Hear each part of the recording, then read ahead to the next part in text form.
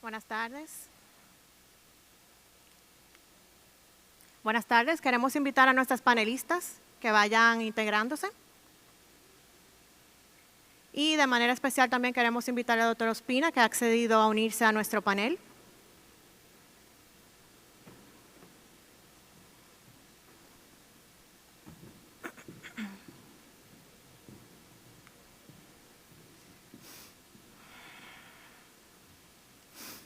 Las leucemias mieloide agudas son un reto, independientemente de en qué lugar del mundo se haga el diagnóstico.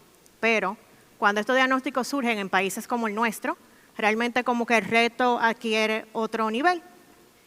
Y nosotros, como especialistas, debemos de poner en marcha una serie de engranajes para que las cosas sucedan y se den de la manera que deberían de pasar. Sabemos que en países en vías de desarrollo como el nuestro, tenemos limitantes por retraso en el diagnóstico, ya sea por una falta de acceso a las herramientas necesarias. Tenemos limitaciones económicas en países donde tenemos bajos ingresos y altos costos. Tenemos infecciones, tenemos una mayor mortalidad relacionada a tratamiento, que se ha evidenciado que en países de bajos y medianos ingresos como el nuestro es mucho mayor en comparación con otros países. Y tenemos también un acceso limitado a hemocomponentes. En esta tarde queremos discutir casos de nuestro día a día y iniciamos con el primer caso. Este es un paciente masculino de 65 años de edad con antecedentes de diabetes mellitus.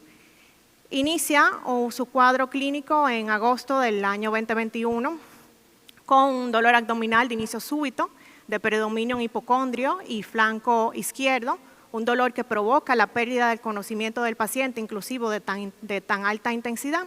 El paciente es trasladado a un centro de salud, donde se trata como un abdomen agudo quirúrgico. Es llevado a cirugía, se le realiza una laparotomía exploratoria con una esplenectomía por una ruptura esplénica. El paciente durante el posquirúrgico presenta anemia y trombocitopenia, es tratado con terapia transfusional y es egresado. Pero al egreso, el paciente en su casa continúa refiriendo mareos, hiporesia, distensión abdominal. Acude nuevamente al centro de salud, donde tras evaluaciones es reingresado y por las citopenias es interconsultado en hematología. Al ser evaluado por hematología, se evidencia un paciente con una bicitopenia, hemoglobina en 7.6 gramos sobre decilitro, plaquetas en 11.000. Doctor Hinoa, doctora García, ¿qué deberíamos hacer a continuación ante este paciente? Bueno, evaluando este caso en particular, ante la persistencia de citopenias y un evento de sangrado, es un paciente que es candidato a diagnosticar, a hacer un diagnóstico diferencial con una enfermedad maligna hematológica que conllevaría hacer morfología y estudio biopsia de médula ósea. Al mencionar biopsia de médula ósea, pasamos a decir que eso fue lo que se realizó en este caso. El paciente se realizó una biopsia de médula ósea donde se evidenció una presencia de células con cambios que se podrían atribuir a una mielodisplasia y se diagnosticó una mielodisplasia con displasia multilínea. Ante estos hallazgos, doctor Hinoa, ¿cuál sería su conducta a seguir? Bueno, en este reporte nos llama la atención que en la citometría de flujo la viabilidad celular reportada fue inferior al 30% y esto nos da cierta inseguridad respecto al reporte de la citometría.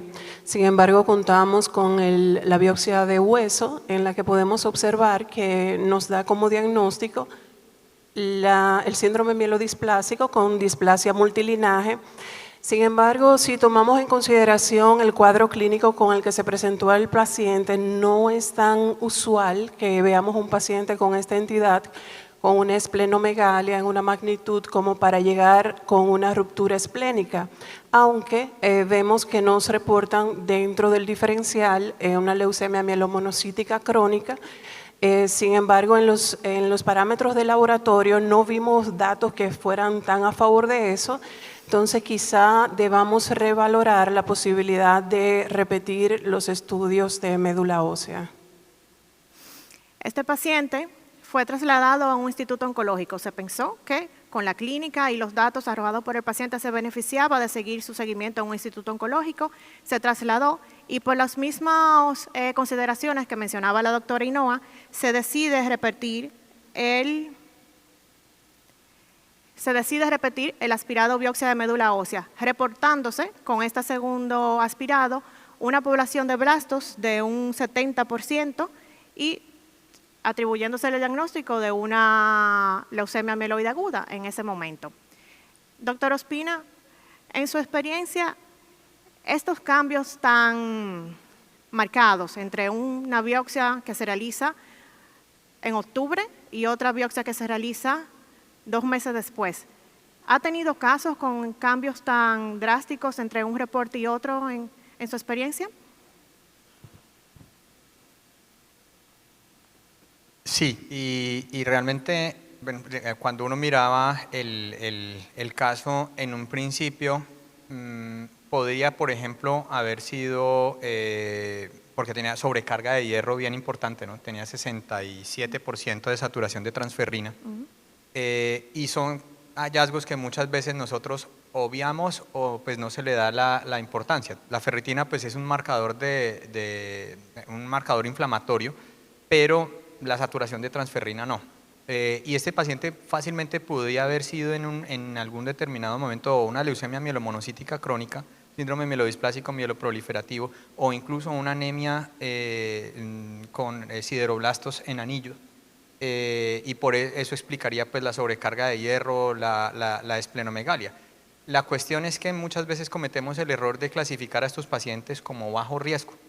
¿Sí? Y no hacemos, pues si uno tiene el acceso a hacer sideroblastos en anillo y SF3B1, eventualmente se queda con eso y se queda con la impresión que es un síndrome mielodisplásico de bajo riesgo y los deja quietos. Pero este tipo de evoluciones clonales se presentan justamente cuando los pacientes tienen, por ejemplo, SF3B1 y nucleofosmina, por ejemplo, SF3B1 y P53 o DNMT3A o ACXL1. ¿Sí? Y estos pacientes hacen expansiones clonales abruptas que los llevan a desarrollar neoplasias mieloides de alto grado, leucemias mieloides agudas y ya la posibilidad allí en este momento de lograr una mejora es muy mala. Incluso lo hemos visto hasta en escenarios pues, de periodos más cortos, les estoy hablando de una semana o menos, que repetimos una médula y al principio tenía, por decirles algo, 10% de blastos y lo revaloramos nosotros en la institución y tiene 80% de blastos o más, porque ese es el comportamiento agresivo que tiene la ganancia clonal que hacen estas neoplasias. Bien, entonces, ya llegados a este punto, ¿qué otras pruebas le gustaría realizar en este paciente? Pruebas citogenéticas y el FISH para entrada, por favor. Bueno, en este caso se completaron pruebas de función hepática, pruebas de función renal, se hicieron pruebas de función cardiovascular y se le realizó un panel de FISH, que en este caso era un panel que no estaba dirigido propiamente a una leucemia mieloide aguda. Las mutaciones evaluadas fueron negativas, importante, se vio que no había delección del 17P. Y, doctora Mena, ¿cuáles factores tomaríamos en cuenta para elegir el manejo de este paciente? Mira, la decisión para elegir un tratamiento determinado va a depender del equilibrio entre la respuesta, diría yo, déjame formularte de nuevo. Mira, va a depender del equilibrio entre el riesgo biológico de la enfermedad y la capacidad que tenga el paciente para tolerar un tratamiento determinado. El doctor Ospina comentaba dentro de su presentación que es un grupo heterogéneo, que la enfermedad es muy heterogénea y los factores a tomar en consideración son un gran horizonte. Bien, entonces, asimismo de amplio debemos de visualizarnos. Primero quisiera yo agrupar esos factores a tomar en consideración como factores innatos del paciente, desde lo más simple hasta lo más complejo. Por ejemplo, comenzando con la edad del paciente, las comorbilidades, el estado funcional del individuo. Bien, ya sabemos por repetición en la práctica y en todas las guías que un paciente mayor de 65 o 70 años debemos de ofrecer una terapia con menos toxicidad, diferente a aquellos individuos en óptimas condiciones que sí son candidatos a una terapia intensiva y que incluso pueden tolerar a la perfección un trasplante de médula ósea. Pero continuando con esos factores inherentes al paciente, hay que saber lo que el paciente prefiere, qué espera del tratamiento. Bien, y es aquí en donde debemos de tener un soporte con una unidad de psico-oncología anexa. No menos importantes es el acceso a centros especializados. Son pacientes que van a llevar un ingreso prolongado.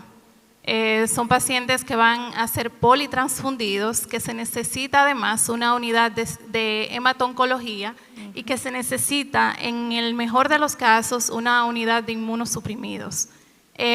También, en cuanto a los factores de la enfermedad, tener en consideración, por otro lado, las particularidades de la citogenética, de las posibilidades de realizar el FISH, de reordenamientos genéticos para poder encasillar al individuo en que si es un riesgo favorable, si cae en un riesgo intermedio o si por el contrario es un riesgo elevado, con la presencia, bien que comentaba el doctor, de la presencia de LFF3, de la presencia de monosomías, de cariotipos complejos.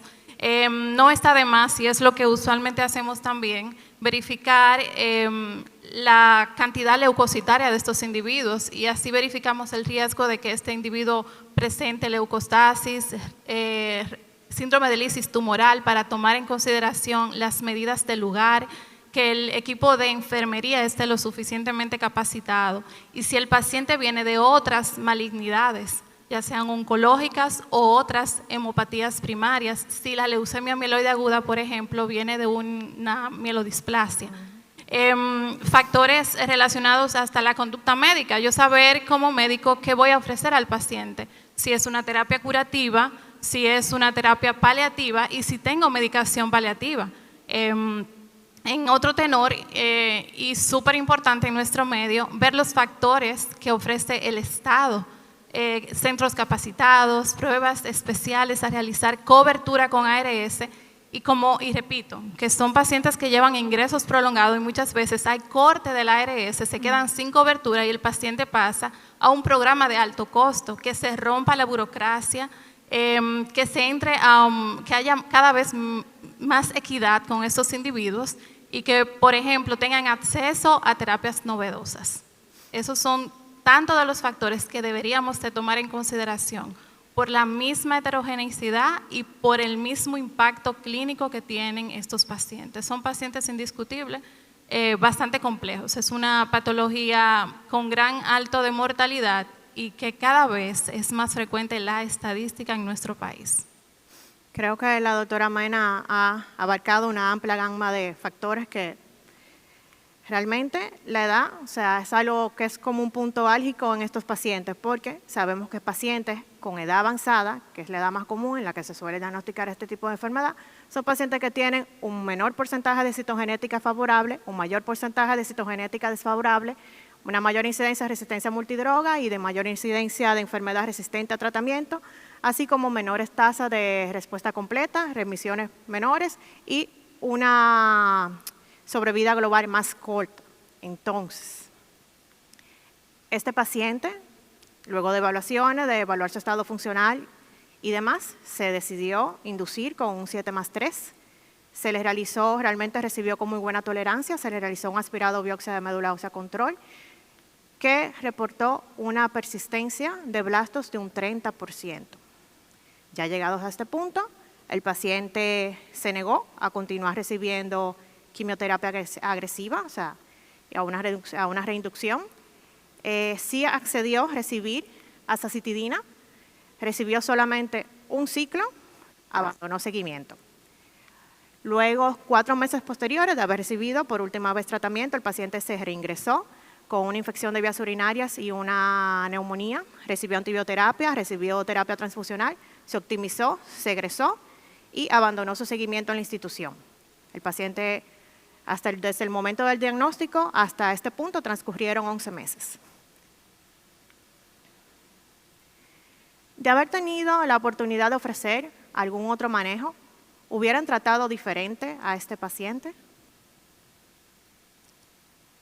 Bueno, mira, si hubiéramos tenido quizás en el mundo ideal el acceso a hacer pruebas específicas, pruebas moleculares específicas, como cariotipo, ver el FLT3 y el IDH1, bueno, pues quizás hubiéramos podido tener la oportunidad de darle una terapia dirigida, como bien explicó el doctor en la charla anterior, donde decía que de hecho los estudios demuestran que el paciente se beneficia más si utilizara, por ejemplo, un inhibidor de FLT3 o usar un inhibidor de IDH1 junto con la terapia que ustedes utilizaron.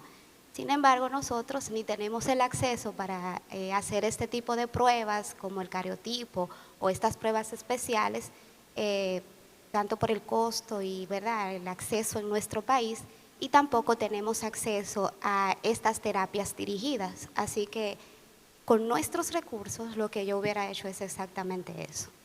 No sé si el doctor tendría algo distinto que aportar. Muchas gracias. Pues yo creo que es muy ilustrativo el caso y esa es la realidad de lo que sucede con los pacientes con neoplasias mieloides de alto grado. ¿Qué pienso yo que hubiese sido lo ideal? Pues por supuesto irrumpir en lo que le iba a pasar a este señor probablemente unos 3 o 4 años antes. ¿Sí? Y por eso nosotros, incluso yo recomiendo hacer estadificación de riesgo molecular incluso en pacientes que tienen cuadros de secus, que tienen citopenias de significancia incierta, el paciente con la leucopenia, con inversión en el diferencial leucocitario, que tiene anemias leves o trombocitopenias ligeras que se dejan en seguimiento expectante, pueden ser portadores, por ejemplo, de mutaciones en P53. Y pues yo se los mencionaba en la charla, si uno se queda eventualmente con la citogenética convencional y con el panel de FISH puede llegar a ser muy insuficiente. Y realmente la sensibilidad de la prueba de FISH, por ejemplo, para 17P es muy limitada. El FISH solamente nos ayuda a detectar grandes de lesiones, mutaciones sin sentido, pero más del 80% de las mutaciones de las variantes genéticas de P53 en neoplasias mieloides pueden tener FISH normal. Y realmente es solamente mediante la secuenciación completa del gen que se puede llegar a dilucidar. En este caso, sin duda alguna, hubiera sido lo ideal lograr tener un panorama genético en un escenario supremamente complejo de un paciente esplenectomizado. La esplenectomía, pues que fue involuntaria, pero nosotros hemos visto muchos pacientes que los han esplenectomizado por esplenomegalia y nos llegan a nosotros después. Pero es un factor adverso porque hace selecciones clonales y los pacientes después recaen y progresan con sarcomas granulocíticos por todos lados. Es una catástrofe tener un paciente de estas características esplenectomizado. Si se hubiera podido tener un panel de secuenciación completo y tener un panorama, sin duda alguna habría que haber intentado dirigir la terapia para blancos terapéuticos. Ya hubiera sido, son más o menos 10, pero NMP1 de NMT3A, ASXL1, BCR-ABL, FLT3 ITD, FLT3 TKD, translocaciones crípticas de FLT3, BCR-ABL, y pues bueno, finalmente P53, y allí uno tiene toda una, IDH1 y 2, y ahí uno tiene toda un arsenal terapéutico que potencialmente se podría utilizar. Ahora yo, ya conociendo la realidad del sistema, y pues la doctora lo ilustra muy bien, a nosotros nos tomó mucho tiempo dar a conocer esto a los tomadores de decisiones del sistema de salud.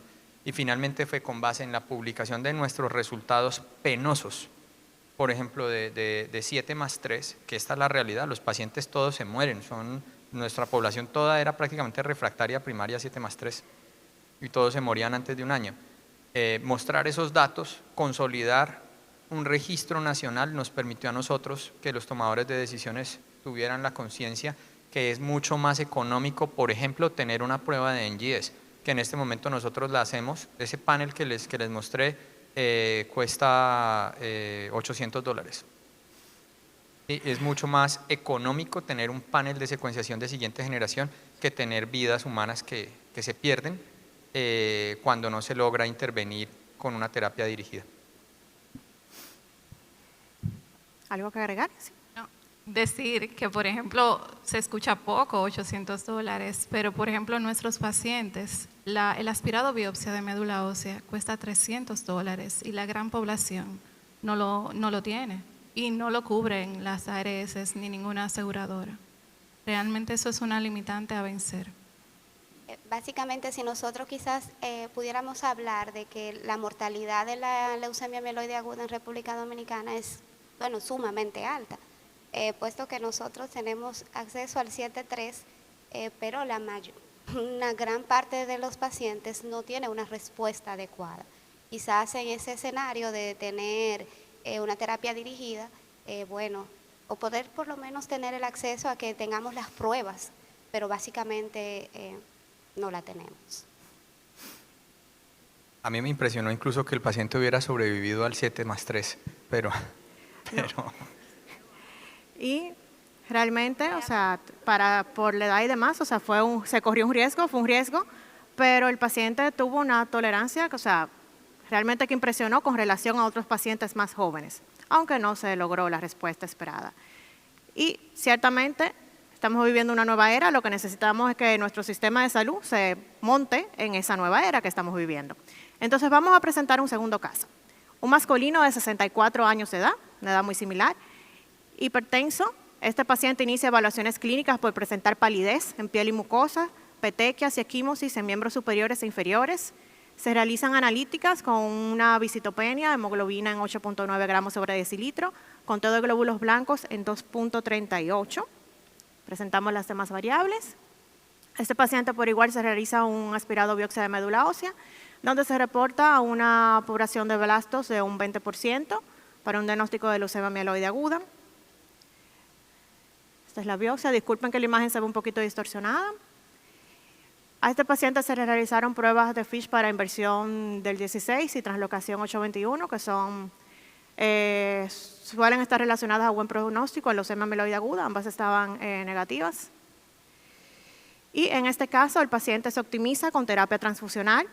Se realizan cultivos que estaban negativos y igual se inicia una terapia en junio del 2023 con un 7+3. A este manejo el paciente presenta complicaciones marcadas, presenta una mielotoxicidad severa, un cuadro infeccioso con foco en pulmón importante, muchos datos de descompensación sistémica, es manejado con antibiótico, antifúngico, muchas medidas de soporte. Se realiza una biopsia de médula ósea control que reporta los mismos 20% de blastos. Y en este caso,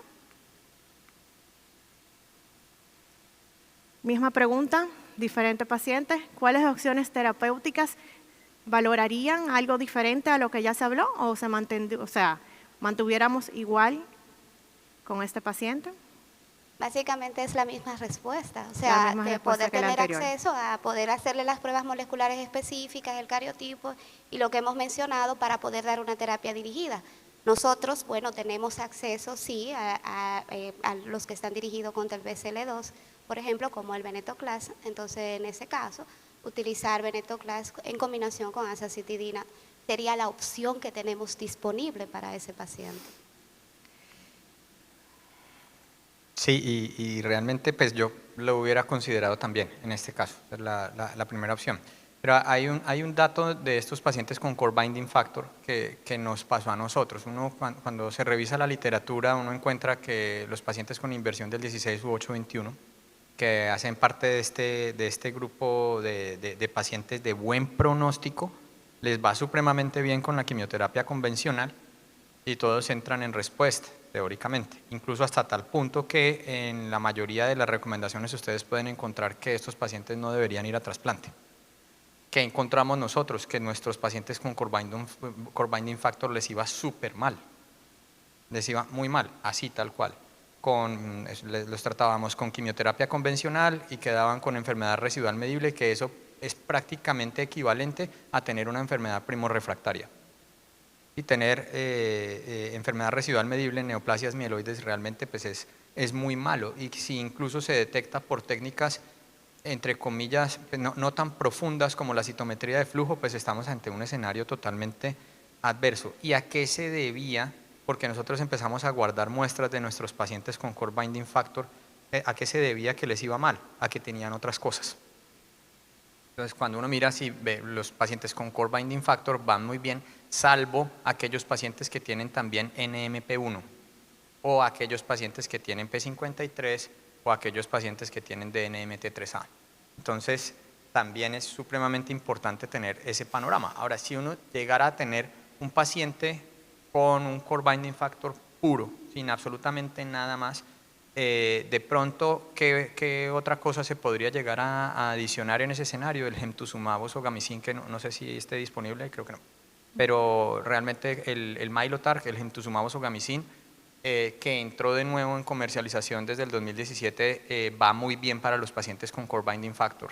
Pues realmente es el único subgrupo de pacientes a los cuales les va muy bien con la adición del gemtuzumab, pero siempre y cuando sean pacientes con core binding factor puros, en quienes yo me asegure que no tiene absolutamente nada más. Si yo no tengo la forma de medir todo lo demás, yo prefiero tratar a esos pacientes como el peor riesgo y el peor escenario posible. Y ya en un escenario en el cual tiene enfermedad residual medible positivo, sí hay que cambiar naturalmente la estrategia, porque es otro error que yo considero que cometemos muchas veces, y es reinducir a los pacientes con más quimioterapia, darles más morbilidad e incluso mortalidad, porque el paciente casi se muere con la inducción. Entonces yo sí considero que sin duda alguna habría que cambiar la estrategia, porque la primera estrategia que se utilizó falló. Bien, continuando con el caso, este paciente tuvo la oportunidad de programarse para azacitidina más venetoclax, iniciando en octubre del 2023, completó 6 ciclos con muy buena tolerancia, fue reevaluado en febrero del 2024, reportándose un aspirado biopsia médula ósea negativo para leucemia mieloide aguda residual. Estos son los resultados de este momento. Actualmente el paciente continúa en condiciones estables, un paciente asintomático que se ha reintegrado a su vida laboral y su vida diaria normal, utilizando solamente venetoclax durante 7 días de cada ciclo, con un hemograma en las últimas consultas normal. Yo quiero modificar un poquito esta pregunta. Nosotros sabemos cuáles son las limitantes que tenemos en nuestro país. Quiero modificarlo un poquito al doctor Ospina. Doctor, ¿cómo ustedes logran el acceso a estas moléculas en su país? ¿Quién la da? ¿Están cubiertas por el seguro? ¿Tienen un programa gubernamental que se las da a los pacientes? ¿Cómo se logra? No, pues todos los sistemas de salud son distintos. En nuestro caso lo cubre el sistema de salud, el seguro. El seguro que tienen todas las personas que se encuentran en el país, porque incluso nosotros hasta tratamos pacientes que son indocumentados o que vienen de otros países, y siempre y cuando estén en el país el sistema de salud lo cubre. Es un sistema de salud realmente que representa muchos beneficios en ese aspecto. No quiere decir que sea ideal, aunque la cobertura cuando uno mira es del 100%, o que sea igual para todos los centros, pero por lo menos en nuestro centro, que tratamos pacientes primordialmente, bueno, de todos los estratos, pero primordialmente pobres. Yo trabajo en un instituto público, que quienes nos han visitado del país se han dado cuenta que queda incluso en una zona vulnerable de Bogotá, pero que pues, podemos ofrecerle a todos los pacientes, independientemente de su régimen de aseguramiento, acceso a todas las moléculas. Pero antes de esto, antes de lograr tener incluso la cobertura, un cambio que para nosotros sí fue muy drástico fue lograr que las compañías de la industria farmacéutica nos visualizaran como un potencial blanco para elegirnos para estudios clínicos.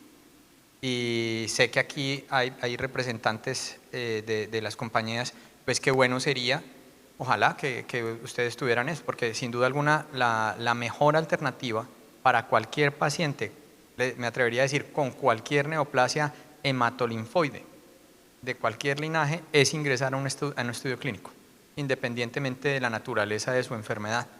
Y en este escenario sí que sería pues, lo ideal poder acceder a estudios clínicos.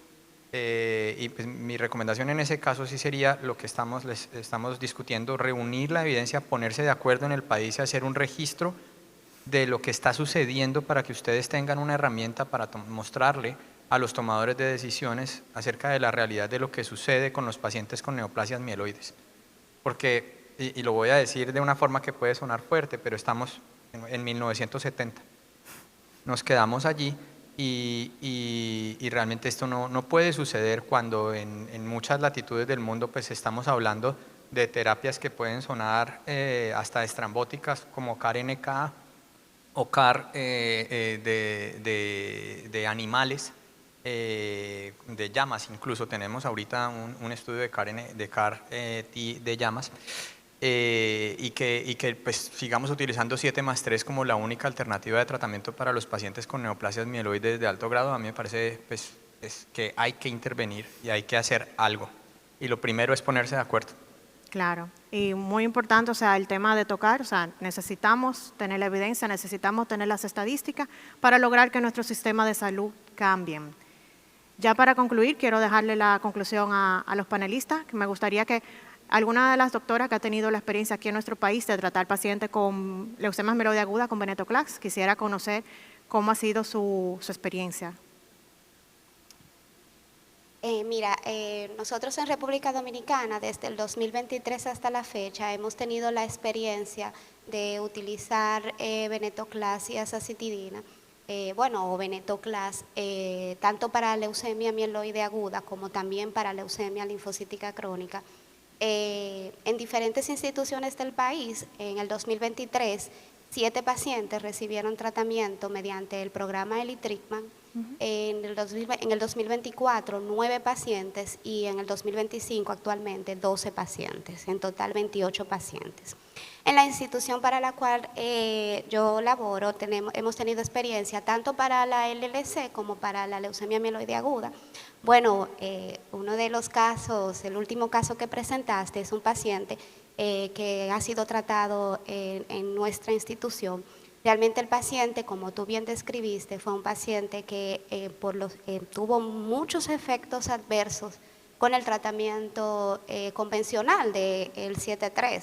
El paciente se vio en muy malas condiciones, en un escenario como el que nosotros tenemos disponible, porque recordar que realmente no tenemos el acceso directo al venetoclax, porque como mencioné al principio, es mediante el programa Elitricman que podemos acceder a él. Pero no toda la población, no en todas las instituciones está disponible. Entonces, en el mundo que nosotros tenemos, ese iba a ser un paciente que iba a ser sometido a diferentes quimioterapias convencionales con toda la toxicidad que eso involucra, o simplemente iba a ser un paciente que iba a ir a cuidados paliativos y que íbamos a sentarnos a ver cómo el paciente, a demanda de lo que necesitara en el momento, hasta que evolucionara a la muerte, como sucede con prácticamente todos los pacientes con leucemia aguda en el escenario que vivimos actualmente. Este paciente tuvo la oportunidad de, cuando prácticamente no teníamos nada que hacer por él, que nosotros incluso decíamos, bueno, honestamente en un momento despachamos el paciente a que fuera a su casa porque no teníamos opción para él, nada que hacer. Pudimos tener el acceso a que el paciente entrara al programa y realmente el cambio que tuvo el paciente es, asombroso. Hoy por hoy el paciente está en sus plenas actividades cotidianas, está laborando, tiene una vida personal activa, normal, y en mi experiencia en particular sí hubo obviamente ciertas situaciones que incluso conllevaron a que se disminuyera la dosis en algún momento. Por eso ven, por ejemplo, que el paciente utilizó solo por 7 días ya durante el mantenimiento, porque fue un paciente que obviamente viene de haber hecho toxicidades muy importantes con una médula que ya estaba bien tocadita, aparte que es un paciente de 64 años, ¿verdad? En el límite de edad, aunque él tenía un status performance previo a la leucemia en excelentes condiciones, pero durante el proceso el paciente realmente se deterioró bastante. Actualmente el paciente es una maravilla, una persona que está normal. O sea que la experiencia en particular en nuestra institución ha sido muy buena. Ojalá podamos tener pronto acceso a ese tratamiento para todos los pacientes. Es el deseo de todos. Bueno, agradecemos profundamente a nuestros... Tenemos un testimonio precisamente del paciente, pero el doctor Sí. tiene algo que decir. Posterior van a colocar un videíto del paciente que va a dar su experiencia como paciente. El último punto y pues qué bueno que estén pudiendo ver esa experiencia porque esa es la realidad. La diferencia entre un paciente que uno trata con quimioterapia convencional a un paciente que uno trata con este tipo de terapias es del cielo a la tierra. No tiene nada que ver, incluso hasta tal punto que nosotros hemos logrado hacer que esta terapia sea el mejor puente a trasplante y a ese punto voy. Y es que de todos modos las medianas libres, las medianas de supervivencia libre de progresión con el VIALE-A aproximadamente son de 14 meses para la población de bajo riesgo en términos generales. Entonces sí, otro punto en el que considero que tienen que trabajar es que este paciente, por ejemplo, que ahorita estoy seguro que debe estar fit para considerarlo para un trasplante con un régimen de intensidad reducida, debería candidatizarse para un trasplante y pues también otro de los esfuerzos que se debería hacer en el país debería ser pues tener el acceso a trasplante y eso se va construyendo de a poquitos. Inicialmente hacer autólogos de baja complejidad, posteriormente ir haciendo autólogos con criopreservación y de mayor complejidad, posteriormente hacer halogénicos de donantes idénticos relacionados, posteriormente haploidénticos, después halogénicos de donante no relacionado y después de todo eso considerar eventualmente que se puede llegar a estar preparado para la realidad de hoy en día que es tener CAR-T y terapias de redireccionamiento del linfocito T.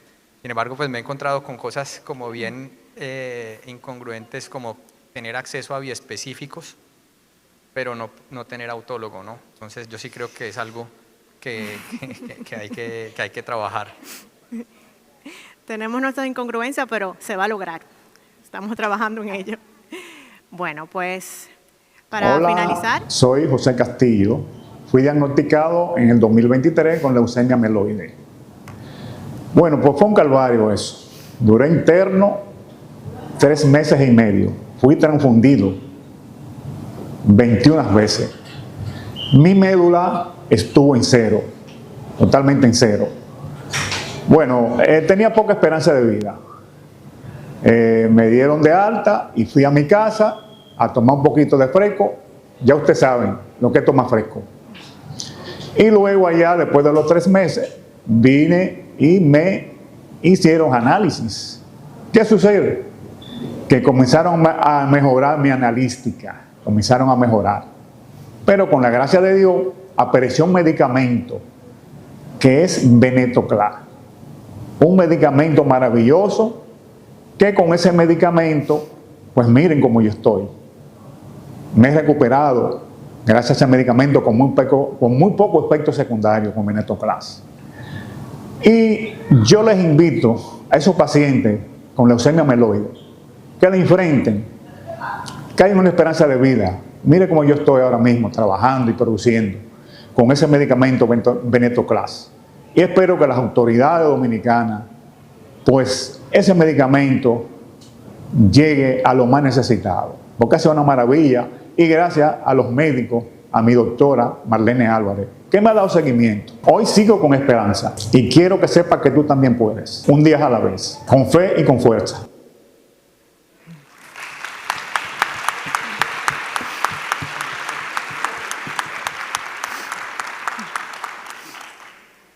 Gracias, panelistas, y nos despedimos. A preguntas.